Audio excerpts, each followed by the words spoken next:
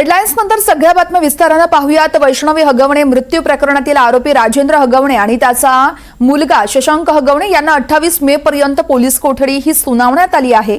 शिवाजीनगर कोर्टानेही त्यांना पोलीस कोठडी सुनावली आहे। वकील योगेश कदम यांनी वैष्णवी हगवणेंच्या बाजूने युक्तिवाद केला। यामध्ये हुंडाबळी आणि मारहाण केल्याबद्दल देखील युक्तिवाद झाल्याचं समोर आलेलं आहे आणि दोघांना देखील या सुनावणीनंतर 28 मे पर्यंत पोलीस कोठडी ही सुनावण्यात आली आहे। काल रात्रीच्या सुमारासच पिता पुत्राला अटक करण्यात आली।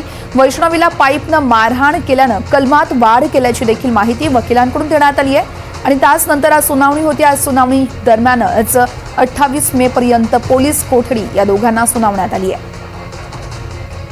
राजेंद्र हगवणे शशांक हगवणेला 28 मे पर्यंत पोलीस कोठडी ही सुनावण्यात आली आहे। वैष्णवी हगवणे मृत्यू प्रकरणी या दोघांना कालच रात्री अटक करण्यात आली होती आणि त्यानंतर आज सुनावणी दरम्यान शिवाजीनगर कोर्टाकडून हा निकाल देण्यात आला। मूळ फिर्यादी कडनं हजर झालो। आज दोन आरोपींना आणलं होतं।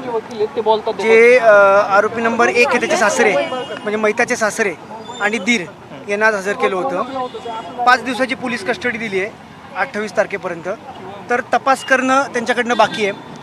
काही मुद्देमाल जप्त करणं बाकी आहे।